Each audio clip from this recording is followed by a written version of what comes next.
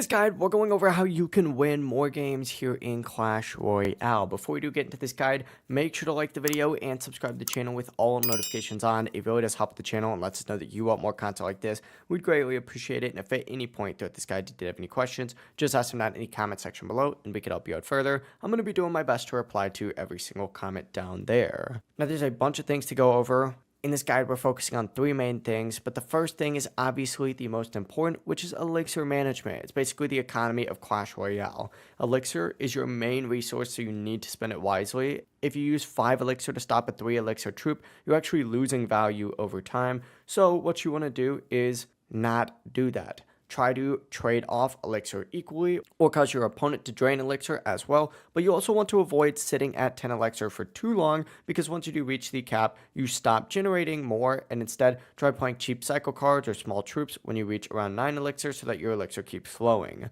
Also learn to accept small amounts of damage. New players often panic and end up spending way too much elixir just to stop one hit from a troop. Sometimes it's just better to take a little bit of tower damage if it means that you can build a stronger counter push afterwards. That actually leads us into our next strategy, which is counter pushing, and this is by far one of the best ways to win in Clash Royale, and it's by defending first. A lot of people don't do this. Essentially, defend first, then attack with the troops that survive, for example, and this deck is absolutely perfect for this. If like a knight and a musketeer defend an enemy push, you could place a tank like giant in front of them to create a powerful attack while your opponent is low on elixir. Another important skill is proper troop placement, where you place a card is obviously just as important as the card itself. For example, you could place buildings like Tesla or Cannon a few tiles away from the river, and this will help pull troops like Hog Rider or Giant towards the middle of the arena so both your Princess Towers can attack them. You can also activate your King Tower early by pulling units like Hog Rider or Miner towards the center using cards like Tornado, and once the King Tower activates, you essentially have extra defense for the rest of the match.